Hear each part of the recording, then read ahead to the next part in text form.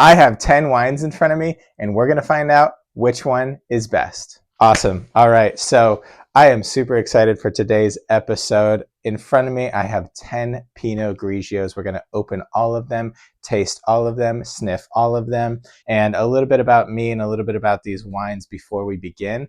My name is Zachary Hamel. I'm a sommelier. I'm an international bartender, and I am a world traveler. I've been to pretty much every one of these countries. And these are, again, all Pinot Grigios. We're going to try Pinot Grigios from California, Australia, Chile, New Zealand, Willamette Valley, Oregon, again, Italy, and then we have Alsace, France, which makes Pinot Grigio. They call it Pinot Gris. Don't get confused. Pinot Gris is Pinot Grigio. If I can show you, Willamette Valley does it as well. They call it Pinot Gris, Gris. Don't get confused. It's just Pinot Grigio, okay? So don't get confused.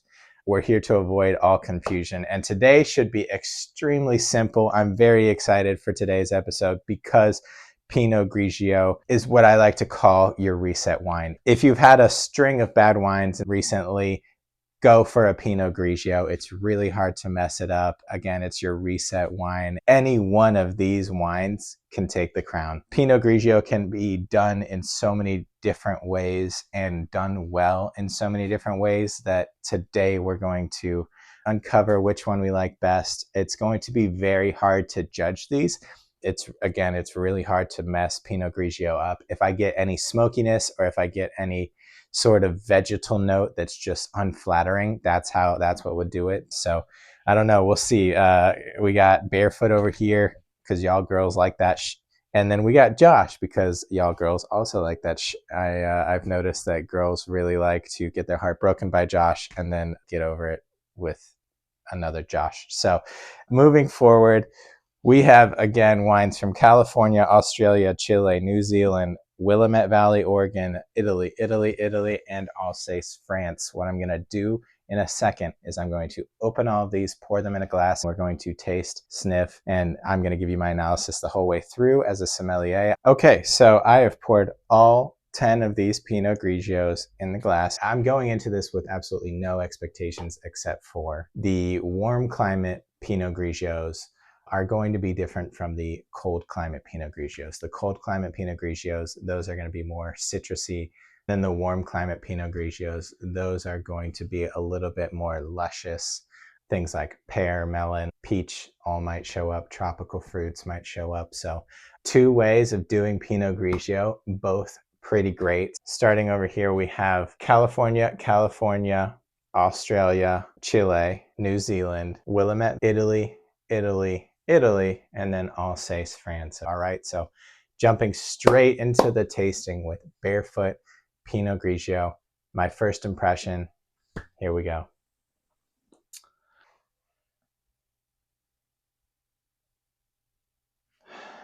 Bright lemon, a little bit of lime zest.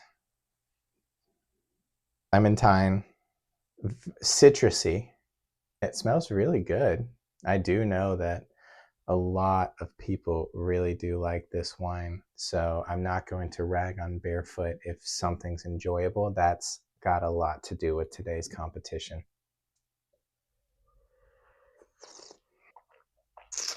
Very high acidity. It kind of puckers you up real quick. I'd say that the lemon rang true. I'm getting a little bit of pear, so a little mellowed out tree fruit. It's crisp. It goes down pretty clean. That's not bad, guys. That's not bad. I see why everyone likes it. Okay, when I taste this Pinot Grigio from Josh Cellars in California, I get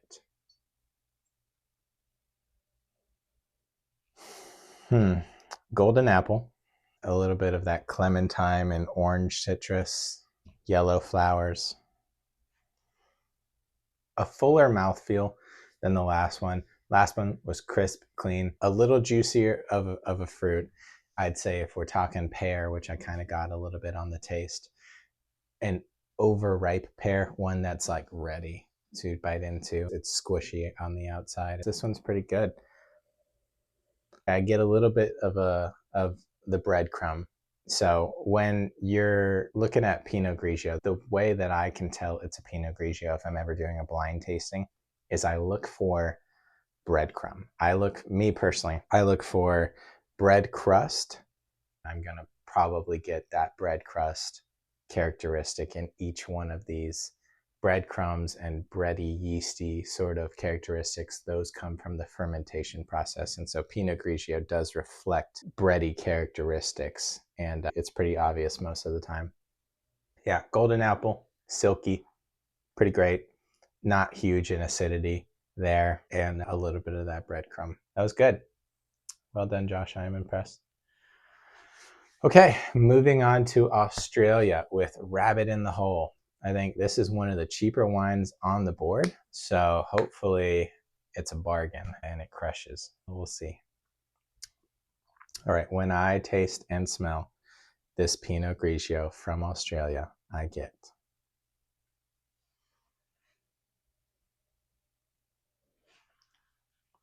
interesting.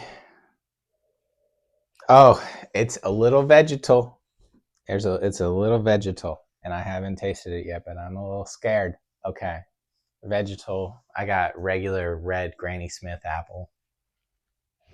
Bread crust. Bread crust.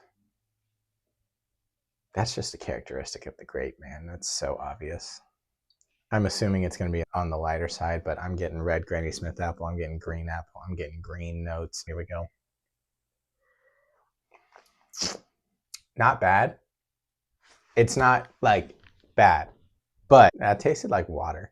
That was a extremely diluted and very watered down Pinot Grigio. And I am happy that I didn't get a lot of the green notes I was smelling. But again, there was no body to it.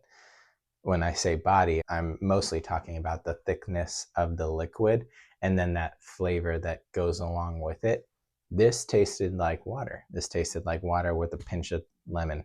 Man, it's hard to mess up Pinot Grigio. It's drinkable. If I could give you anything, I'd get green apple and a lemon rind, but water. Not amazing, not amazing, not amazing, but it's drinkable. Moving forward, we have the Pinot Grigio from Chile. So when I taste and smell this Pinot Grigio from Chile, I get another vegetal note, Granny Smith apple,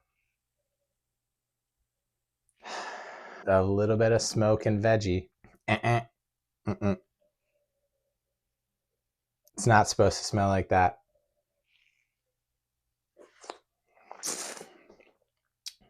Watered down again.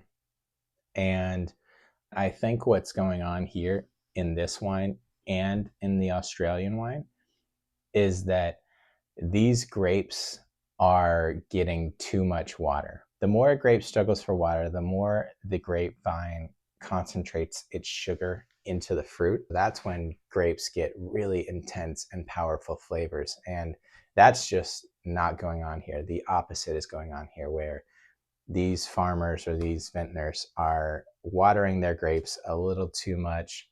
It's just collecting too much water. It's diluting all the flavor. And so that is just not up to the standard. Again, it's not bad, but there's something to be said about flavor, right? When I smell and taste this Pinot Grigio from New Zealand, I get nice, ripe, a little bit of peach almost, some nectarine, citrus, there it is, lemon, lime zest, pear. This one's pretty great. I'm getting a lot of flavors out of this. That slight breadcrumb, wet stone, if you will. Here we go.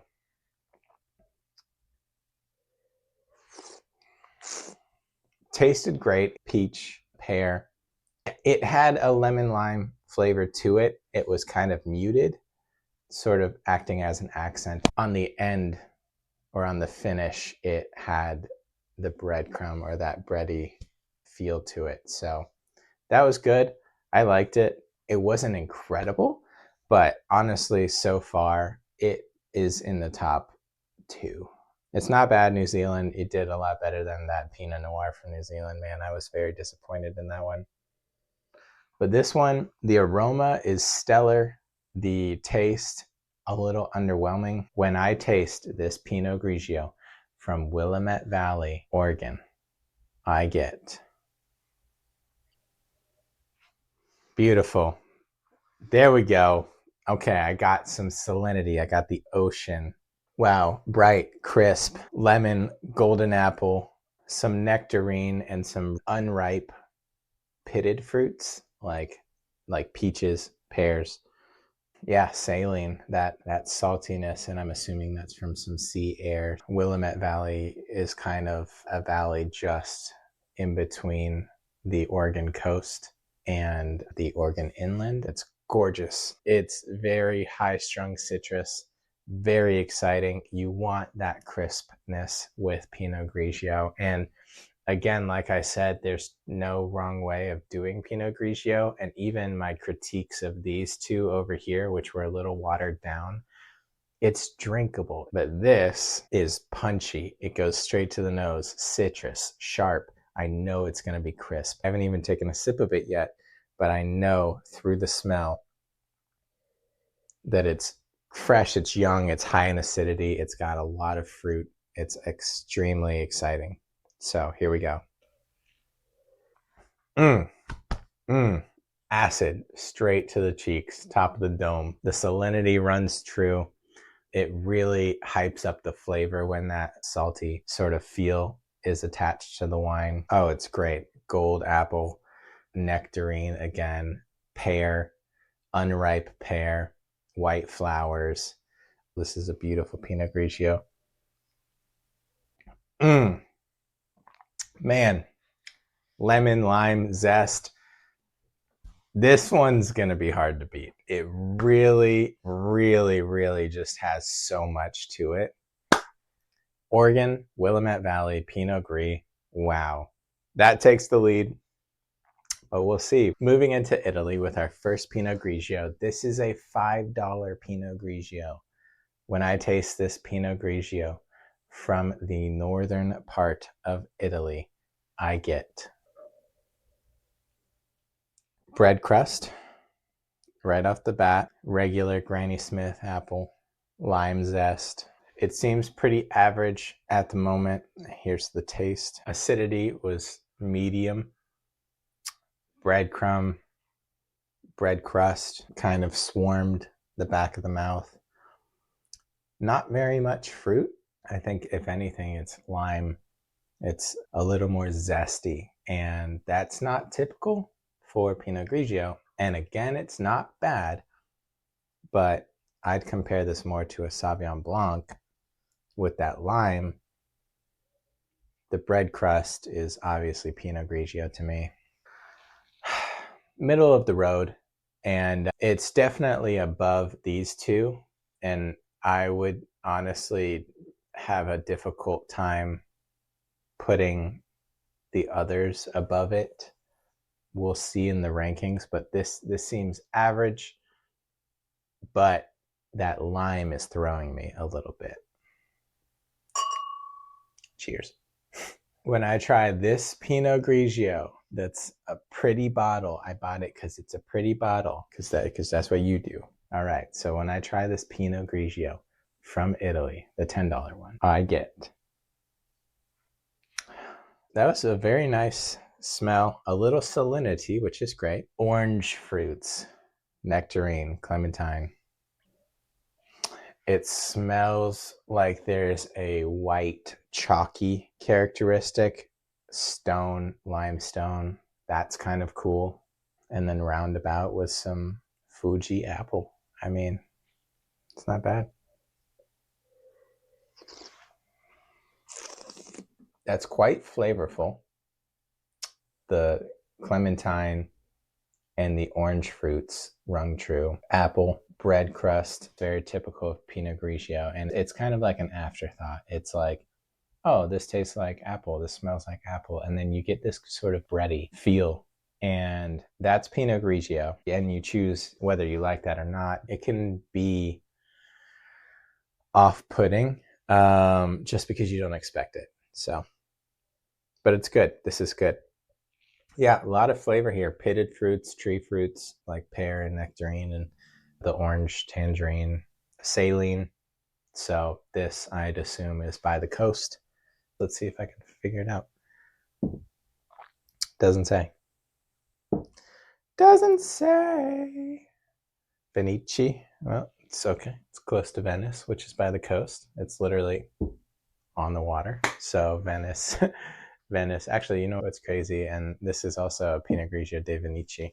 It has the region colored in for you at the top right of Italy, which is where Venice lies on the Mediterranean Sea. And that's a good sign for a wine to be putting the exact location, region, and geographical mapping of where the grapes come from. When you're buying wine and you see something like that, that's already a green flag. But anyways, this is definitely from the coast. You can smell and taste the saline, and that's just a bonus, an additional dimension to a wine. So I love it. Very good. I'm excited to see where that one lands, but that is up there. So, okay. When I try this Santa Margherita from Italy, the $20 one. So remember, we went for 5, 10, and now we're at 20. Let's see if price matters that much when you're buying wine, when you're buying Pinot Grigio at least. When I taste and smell this Pinot Grigio from Santa Margherita, Italy, I get... Whoa, different. No saline on this one. Grapefruit, citrusy. This is coming from cold climate, so it's going to be citrusy. It's going to have that minerality to it, and it really just jumps at you. Yeah, grapefruit, lemon, lime, citrus, all of the above. A little bit of the bread crust, just a slight tinge of it. Yeasty, it's yellow, it's got golden apple. Yeah, this seems pretty straightforward, I'd say. Man, you know what's to be said about this? It did it right. Okay. It did it right. It did it. Oh, it did it so right. That's so awesome. Okay. So this was extremely citrusy, lemon, grapefruit, even. It had the bread crust, and that was a refining factor with this one. Golden apple. When I think of Pinot Grigio, I think of this. Taste this versus any of the other Pinot Grigios. This is your reset right there. If I had to grade based on, falling in between the lines and really defining what a Pinot Grigio should be, I'd go with that. And that is going to rank very, very highly because of that reason. I can't tell you if it's number one or not just yet, because there's a lot of factors going into this. Enjoyability is a huge one. So I enjoyed this. Well done, Santa Margherita. Well done. That's all I'll say. The Pinot Grigio from France, Alsace, $50. When I taste and smell this Pinot Grigio from Alsace, France, I get... Ooh, guys, I can smell it already, and I'm like up here. That's kind of cool. Here we go.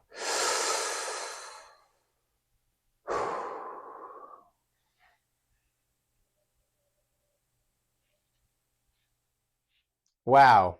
So different from every single one of these. That initial sniff was just honeysuckle, and there's breadcrumb on the end of it, which is really cool, like lemon cake.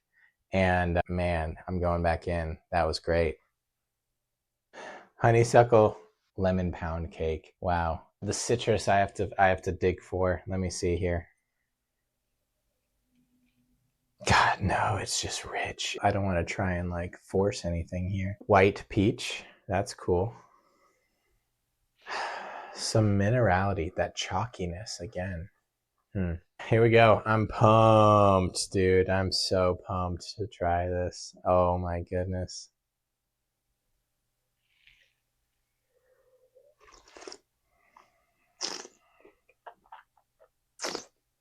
Hmm.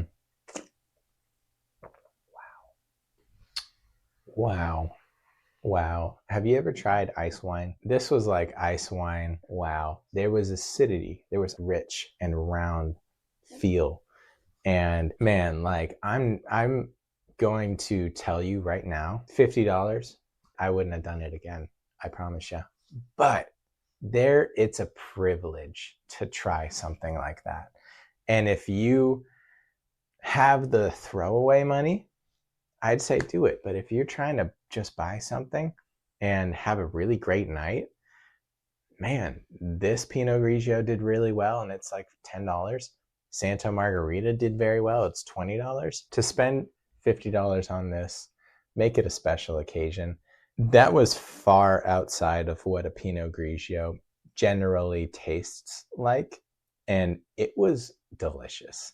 The layers are super cool to experience here. It just invites you with a soft, round, approachable richness with the honeysuckle, the lemon meringue, and the pound cake. Man, France, wow.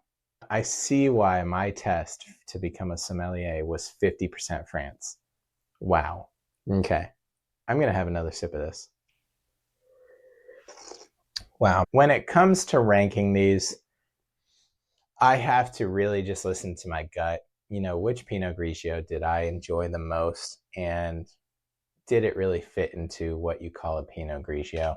From a sommelier background, I'm going to use that to make sure that I get this right for you guys. So, in the last place, Australia, Pinot Grigio, I have to put number 9 at Chile, who had the same problem. I think the grapes were watered down. 8 in the rankings, I am probably going to have to put Barefoot. It was good. It was nice. It was a little watered down in the same sense as these two, but a lot more flavor. Number 7. Number 7 is going to be New Zealand. This just had a little bit too much of a vegetal feel to it, and that's where it gets scary. With if this was a Sauvignon Blanc, it could have crushed it, but it's not. It's a Pinot Grigio. Taking the 6th spot in the which wine is best is Josh from California, a better representation of Pinot Grigio from a warm climate than either Australia or the other California wine was. So slot number 5, what's funny, and I didn't mean to do that, is that any of these grapes are in the top 5. All of these are in the bottom 5. Here's your top 5. In 5th place, we're going to put the Pinot Grigio from Italy that was just like, imagine the stick figure blueprint for Pinot Grigio. Number 4.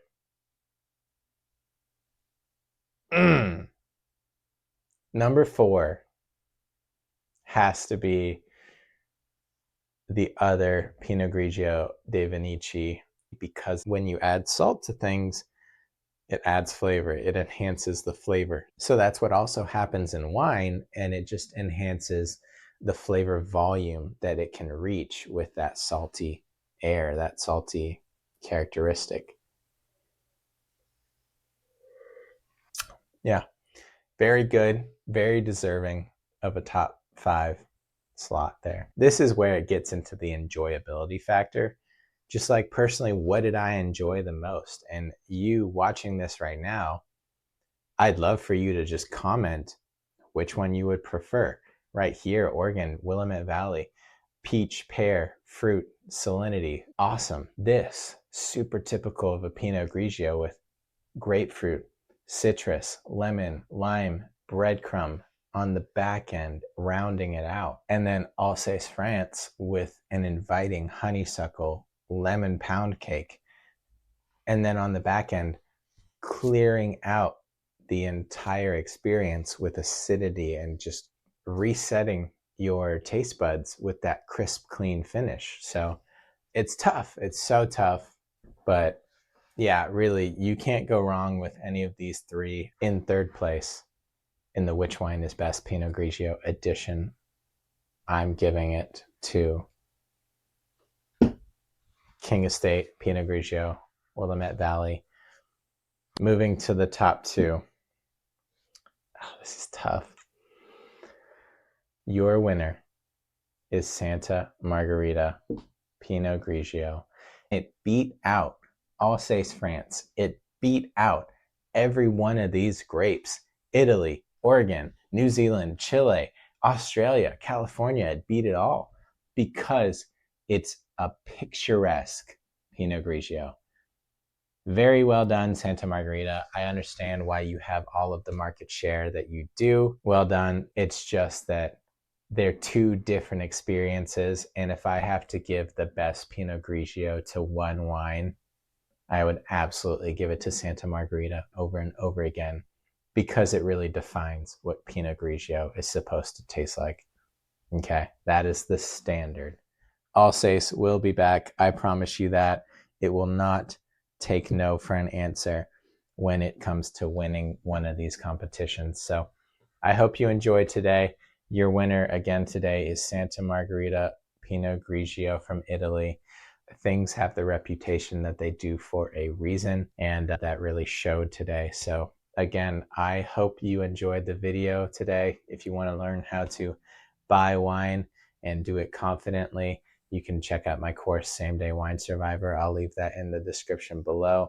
But again, I really appreciate you coming by. All these wines will be in the description as well. And let me know in the comments what you'd like to see next. All right, so cheers.